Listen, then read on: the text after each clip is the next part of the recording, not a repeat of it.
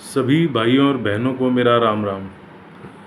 पिछली वीडियो में मैंने आपको बताया कि at any given point of time मैं एनपीएस ही चूज़ करूँगा ओवर यूपीएस।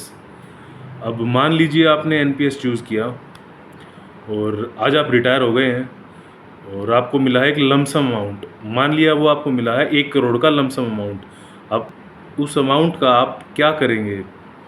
या तो आप प्लॉट खरीदेंगे, घर बनाएंगे, बच्चों की शादी करेंगे, एजुकेशन पे खर्चा करेंगे, बच्चों को अब्रॉड सेटल करेंगे, या अपनी अय्याशी करेंगे, गाड़ी खरीदेंगे, घूम के आएंगे, फॉरेन ट्रिप्स लगाएंगे या इंडिया में घूमेंगे, जैसी भी आपकी इच्छा हो, आपकी मर्ज़ी हो।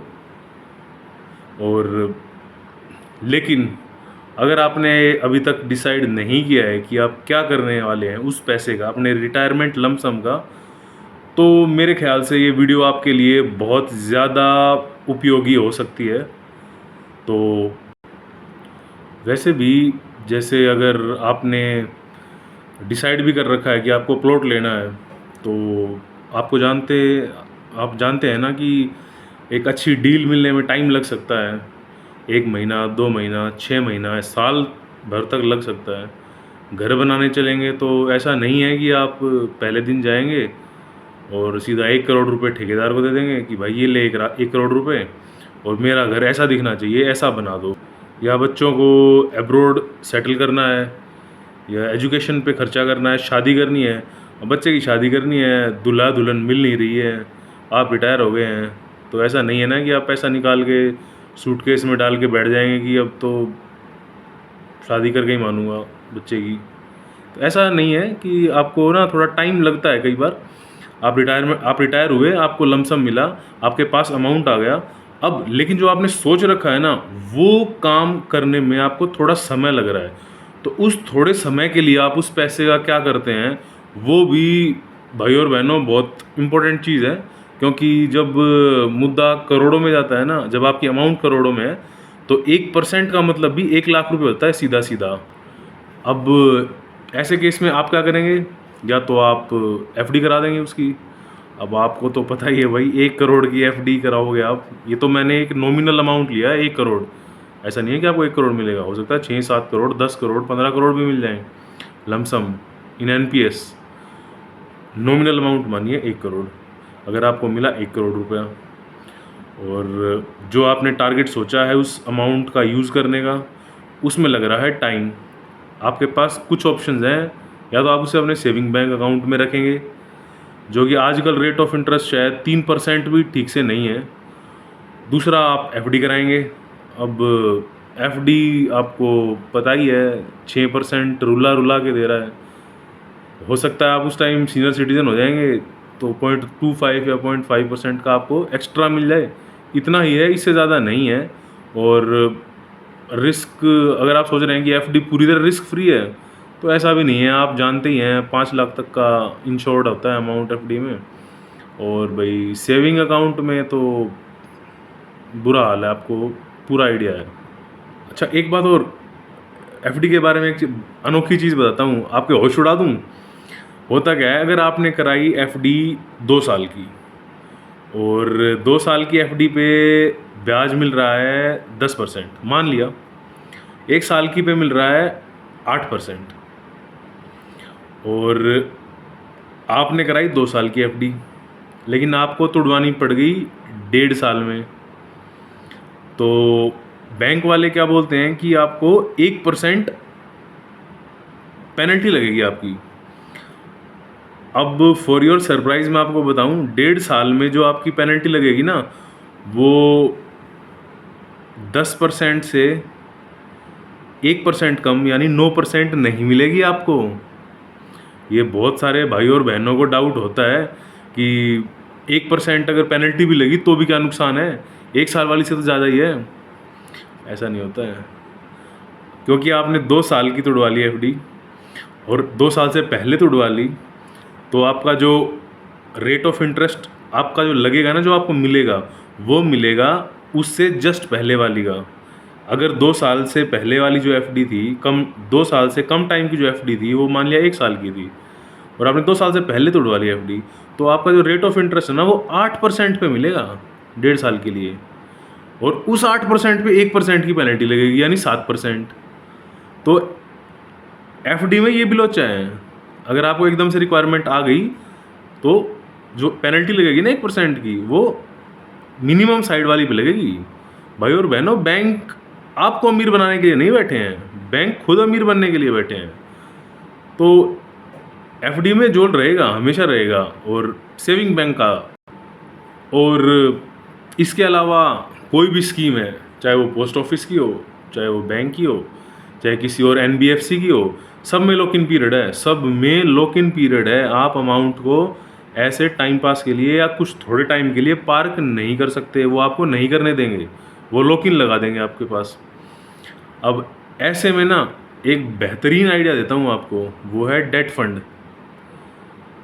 आप डीमैट अकाउंट खोल लीजिए, आजकल बहुत सारे हैं, ग्रो, एंजल वन, बहुत सारे हैं।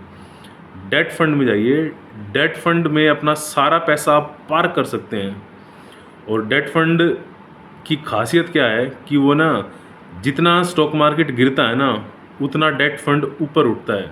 वो चलता है सोने के हिसाब से। या तो आप सोने में डाल लीजिए पैसा, सोने में मतलब ज्वेलरी मत खरीदिए ना, वो सोने के बिस्किट लीजिए, आप डालिए गोल्ड फंड में। म्यूचुअल फंड होता है वो भी अलग से, ईटीएफ भी होता है, आप उसमें इन्वेस्ट कर दीजिए, गोल्ड बढ़ेगा, मार्केट गिरेगा तो भी गोल्ड बढ़ेगा। लेकिन गोल्ड गिर भी सकता है। अच्छा, डेट फंड में ये काफ़ी हद तक देखा गया है कि आप महीना दर महीना भी देखोगे ना, तो महीना दर महीना भी डेट फंड आसानी से गिरता नहीं है। शॉर्ट टर्म डेट फंड में डालो, वो आसानी से गिरेगा नहीं। हो सकता है गोल्ड गिर जाए, अब जैसे 1 लाख था, 1 लाख से नीचे आगे गिर गया गोल्ड, फिर थोड़ा % ऊपर चढ़ जाता है, फिर गिर जाता है। लेकिन डेट फंड इतना फ्लक्चुएट नहीं करता है। वो अगर आप हर महीने का देखोगे तो आपको पॉजिटिव ही दिखेगा, नेगेटिव नहीं दिखेगा आसानी से डेट फंड आपको। तो एक बहुत अच्छा इन्वेस्टमेंट मोड है डेट फंड। अच्छा, ये 2 तरह के होते हैं, वैसे तो ये 16 तरह के होते हैं, लेकिन 2 तरह के हैं जहाँ पर हमें इन्वेस्ट करना है शॉर्ट ड्यूरेशन के लिए। वो है हमारे पास शॉर्ट टर्म डेट फंड और लॉन्ग टर्म डेट फंड। अगर आपको लगता है कि महीने, 2 महीने, 3 महीने, 4 महीने में ही रिक्वायरमेंट हो जाएगी मुझे कैश की, तो आप शॉर्ट टर्म डेट फंड में डाल लीजिए, वो बढ़िया है, बहुत अच्छा है। लेकिन अगर आपको लगता है कि बात जो है वो 6 महीने, 1 साल, 1.5 साल, 2 साल तक भी जा सकती है, तो लॉन्ग टर्म डेट फंड में डालिए। और एक ख़ास बात और बताऊंगा आपको, वैसे जब आप डेट फंड से पैसा निकालोगे ना, तो कुछ पॉजिटिव तो रहेगा, 7-8%, 9% भी रहेगा पॉजिटिव, मतलब इतना आपको ब्याज मिलेगा उस पर। लेकिन जब आप उसे निकालेंगे ना, यानी प्रॉफिट बुक करेंगे, जब डेट फंड में से अपना सारा अमाउंट निकालेंगे विद इंटरेस्ट, तो आपको पे करना पड़ेगा टैक्स, और वो रहेगा आपके स्लैब के अकॉर्डिंग, वो डायरेक्टली आपके स्लैब में चला जाएगा। अब देखो भाई और बहनों, आप हो गए हो रिटायर, अब डिपेंड करता है आप कब निकालोगे। मान लिया आप 2025 में रिटायर हुए और आपको पैसे निकालने हैं 2026 वाले फाइनेंशियल ईयर में, तो आप टैक्स स्लैब से तो बाहर हो गए हो, आप पे टैक्स है नहीं, तो जो टैक्स लगेगा वो आपको पे नहीं करना होगा। लेकिन अगर आपकी side income, other sources of income है, वो इतने हैं कि आप टैक्स स्लैब में, टैक्स ब्रैकेट में आ रहे हो इनकम टैक्स विभाग के अकॉर्डिंग, तो ना एक तरीका और है डेट फंड ना, जो लॉन्ग ड्यूरेशन डेट फंड्स हैं, ये 3 या 4 साल अगर आप इसमें रखते हो तो आपको लॉन्ग टर्म कैपिटल गेंस मिल जाता है, एग्जाम्प्ट हो जाता है आपका टैक्स काफ़ी हद तक, विद इंडेक्सेशन बेनिफिट, ठीक है। लेकिन उसमें नहीं जाना। अगर हमारे पास भाई 3-4 साल है ना ऑलरेडी, तो बहुत सारे अदर म्यूचुअल फंड्स हैं जिसमें हम घुस जाएंगे, जैसे मल्टी कैप हो गया या फिर फ्लेक्सी कैप हो गया, 3-4 साल में किसी भी डेट फंड से अच्छा दे देंगे ऑन एन एवरेज। 1-आधे साल का होता है कि अभी मार्केट एकदम डाउन हो गया है, ज़्यादा वोलेटाइल है, तो आपको थोड़ा लॉस हो सकता है। आपको 4 साल अगर मिल गए हैं या 5 साल मिल गए हैं, तो आप फिर डेट फंड में जाने का कोई फ़ायदा नहीं है। ये है कि आपके पास मुश्किल से हार्डली 1-1.5 साल है, हार्डली 1-1.5 साल, तो आपको short term and long term debt fund में ही जाना चाहिए। अच्छा, और अगर आप टैक्स ब्रैकेट में हो लेकिन आपको लगता है कि 1 साल क्रॉस हो जाएगा आपको पैसा निकालने में, तो आप उसे ना आर्बिट्राज फंड में डाल सकते हो। अब आर्बिट्राज फंड क्या है ये भी डेट फंड के जैसा ही, पॉजिटिव रहता है, मार्केट फ्लक्चुएट होगा, स्टॉक मार्केट गिरेगा, आर्बिट्राज और डेट फंड ऊपर उठ जाते हैं। आप इसमें डालो और 1 साल तक आपको टच नहीं करना है इसको। 1 साल के बाद आप निकालोगे तो 1.25 लाख आपका long term capital gains exemption है, और उसके बाद उस पर जो आपको टैक्स देना पड़ेगा वो देना पड़ेगा 12.5% सीधा सीधा, और कोई आपको टैक्स ब्रैकेट के अकॉर्डिंग पे नहीं करना है इसमें। तो आप इसमें काफ़ी हद तक सेफ हो जाते हैं, आपकी टेंशन दूर। जब आपकी रिक्वायरमेंट आई आप डेट फंड में से इसको निकालिए, 2 से 3 दिन में, मैक्सिमम 2 से 3 दिन में आपके अकाउंट में पैसा जाएगा। आपको जो भी काम करना है आप वो काम कर सकते हैं, आपको घबराने की कोई ज़रूरत। अब ये तो थे जिनको पता है कि हमें पैसे का क्या करना है। अब कुछ महान लोग होते हैं जैसे कि मेरे जैसे, अब पता नहीं है पैसे का करना क्या है भी नहीं पैसा, थोड़ा बहुत आएगा उसका पता नहीं है करना क्या है, तो इसीलिए ज़्यादा दिमाग लगाना पड़ता है। अब उस पैसे का करेंगे क्या। तो भाई सबसे अपने देश का सबसे पसंदीदा है post office MIS scheme, monthly income scheme. अब क्योंकि रिटायर हो गए हैं, 60 साल की उम्र हो गई है, सीनियर सिटीज़न हो गए हैं, तो पोस्ट ऑफिस की MIS स्कीम थोड़ा सा इंटरेस्ट ज़्यादा देती है। जैसे अभी 8.2 है, तो 8.2 है और वो भी क्वार्टरली मिलेगा, तो थोड़ा आपको अच्छा लगता है कि हाँ अच्छा ये टैक्स फ्री नहीं है, ये जो क्वार्टरली आएगा अमाउंट ये आपके स्लैब के अकॉर्डिंग, वो तो TDS काटेंगे अपना 10% पोस्ट ऑफिस वाले। अगर आपको रिफंड लेना है तो ITR फिल करो और अपना रिटर्न ले लो, tax return. Post office free नहीं करेगा इसको, ठीक है। अच्छा, अब इसके अलावा एक और यूनिक चीज़ बताता हूँ आपको। अगर आपको मंथली इनकम चाहिए तो अलग से आपका, क्योंकि 40% तो आपका NPS अभी भी बचा हुआ है, जो आपने एन्युटी ली है वहाँ से आपको मंथली इनकम आ रही है, पेंशन आ रही है। अब आपको थोड़ा सा मंथली का और जुगाड़ करना है, तो आप क्या करेंगे, आप बॉन्ड्स खरीद लेंगे। बहुत सारे प्लेटफॉर्म हैं, इनक्रेड मनी है, एक विंट वेल्थ है। किसी को मैं वो नहीं कर रहा हूँ, प्रमोट नहीं कर रहा हूँ, आपको बता रहा हूँ। जैसे विंट वेल्थ है वो हर बॉन्ड में अपना 2% इन्वेस्ट करते हैं, तो जिससे कि कॉन्फिडेंस भी बढ़ता है। हम जैसे भाई सरकारी आदमी जो हैं वो थोड़े से सरकारी आदमी ना वैसे होते हैं कि भाई मेरी family, I come from a family of government servants, तो वो थोड़ा गारंटी में ज़्यादा भरोसा करते हैं, और उनका ये मानना है कि मतलब ब्याज कम हो लेकिन मेरा मूल ना मरे, मतलब प्रिंसिपल अमाउंट बचा रहना चाहिए, ब्याज बेशक से कम मिल जाए। तो अब बॉन्ड जो है ना वो भाई 9% से लेके 12% तक यील्ड दे देते हैं। यानी आप समझ रहे हो ना कि आपने अगर 1 करोड़ लगाया, 1 करोड़ का बॉन्ड खरीद लिए, 1 करोड़ के जो 12% यील्ड दे रहे हैं, तो महीने का 1 लाख रुपया केवल उस 1 करोड़ रुपए से मिल जाएगा हमको। मान लिया वो 3 साल का बॉन्ड है, तो आपने परचेज़ किया 3 साल का बॉन्ड, तो 3 साल तक हर महीने 1-1 लाख रुपया आपको मिलता रहेगा, और 3 साल जैसे ही पूरे होंगे बॉन्ड की मैच्योरिटी होगी, आपका पूरा 1 करोड़ आपको वापस मिल जाएगा। लेकिन इसमें भी जो अमाउंट आपको मिलेगी ना हर महीने, भाई वो टैक्सेबल है, ठीक है ना। अगर वो उसमें आपको टैक्स बेनिफिट लेना है क्योंकि आप रिटायर है, टैक्स लैब में नहीं आते हैं, तो फिर से ITR फाइल करो और अपना उससे आप टैक्स रिटर्न ले सकते हैं। दूसरा है भाई गोल्ड परचेज़ करो, बहुत स्मार्ट मूव है। हमारी माताएं बहनें कभी से, इवन ऑब्वियसली मेल्स भी, गोल्ड को लेके हमेशा पॉजिटिव रहते हैं। सब अच्छी चीज़ है, गोल्ड बहुत ज़बरदस्त हेजिंग देता है। हेजिंग क्या है, मार्केट गिरा, जैसे ही मार्केट गिरेगा ना गोल्ड शूट अप ऊपर। अब जैसे इंडिया और पाकिस्तान का सिचुएशन जो थी ना इनकी, वो वॉर लाइक हो गई थी, है ना। मिसाइल विसाइल चल पड़ी थी, हवाई जहाज उड़ गए थे, बॉर्डर पे सैनिक थे, गोलियां चली हैं और लोग मरे हैं, आतंकवादी मरे हैं एक्चुअल में। तो सिचुएशन वॉर लाइक थी। अब वॉर लाइक सिचुएशन में स्टॉक मार्केट तो डंप डाउन, वोलेटाइल है बहुत। जैसे स्टॉक मार्केट डाउन हुआ, गोल्ड शूट अप। यही डेट फंड्स में है, मार्केट गिरा, डेट फंड्स एंड गोल्ड ऊपर, तो ये आपको हेजिंग देंगे ज़बरदस्त। तो आपका पोर्टफोलियो ना एकदम से धड़ाम से नहीं गिरेगा, हमेशा रहेगा कि हाँ भाई बेशक से दुनिया में युद्ध चल रहा है लेकिन आपका पोर्टफोलियो बढ़ेगा, दुनिया में युद्ध चलेगा, आपका फिर एक चीज़ है जो है हम सभी का पसंदीदा, भारतीय लोगों का सबसे पसंदीदा, वो है रियल एस्टेट। प्लॉट खरीद लो, एग्रीकल्चर लैंड खरीद लो, कोई फ्लैट खरीद लो, कमर्शियल प्रॉपर्टी खरीद लो।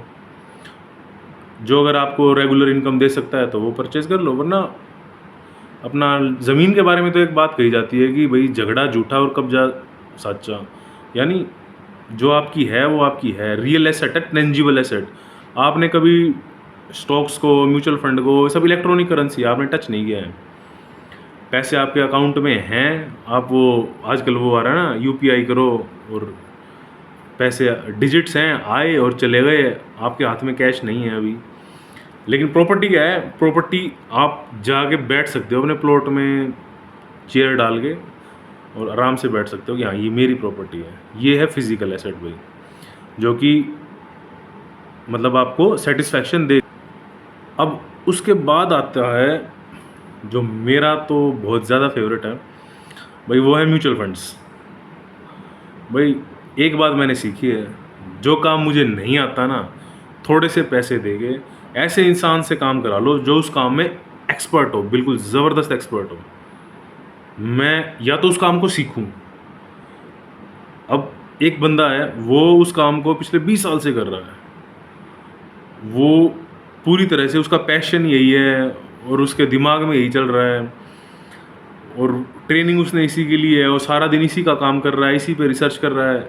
तो भाई मैं तो उसको कहूँगा ना, भाई साहब आप इन्वेस्ट कर दो, तो मेरा पैसा वो इन्वेस्ट करेंगे और एक नॉमिनल फीस लेते हैं, आधा परसेंट 1% के आसपास हार्डली।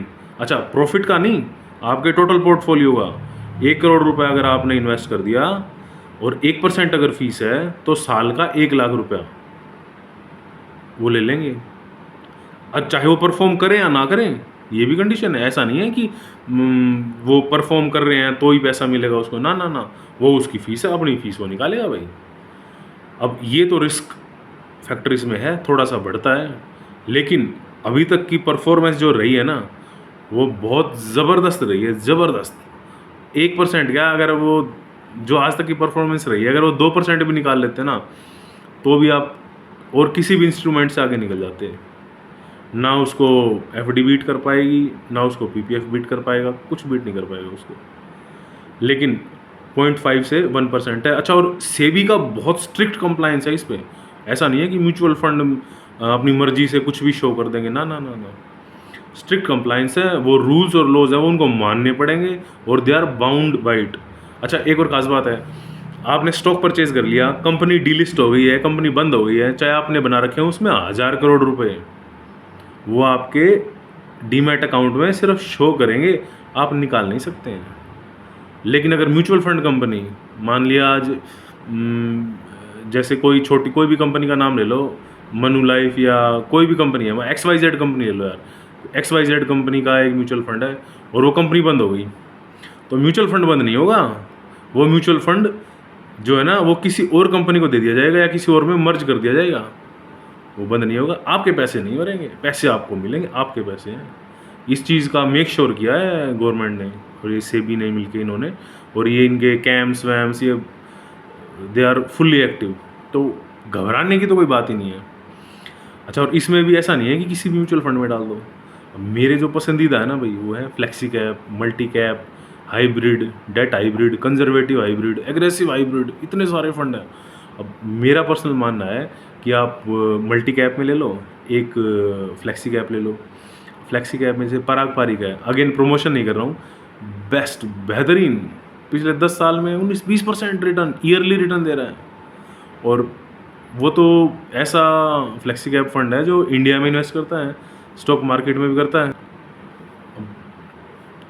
इंडिया में इन्वेस्ट करता है, स्टॉक्स में इन्वेस्ट करता है, बॉन्ड्स में इन्वेस्ट करता है और डेट फंड्स में इन्वेस्ट करता है।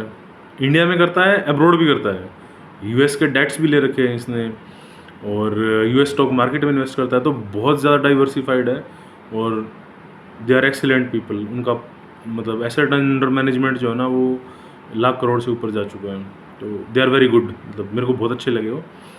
और कंसिस्टेंट परफॉर्म करते हैं। अब जब पिछले अगस्त सितंबर से मार्केट गिरा हुआ था और अब कहीं जाके थोड़ा उठा है मार्केट, तो सब गिरे, बहुत बुरी तरह गिरे सारे म्यूचुअल फंड और स्टॉक्स, बट पारंपरिक फ्लेक्सी कैप बेहतरीन, मतलब ऑलमोस्ट सभी फ्लेक्सी कैप अच्छे रहे और मल्टी कैप भी बहुत अच्छे रहे, बहुत कम गिरे मल्टी कैप फंड्स।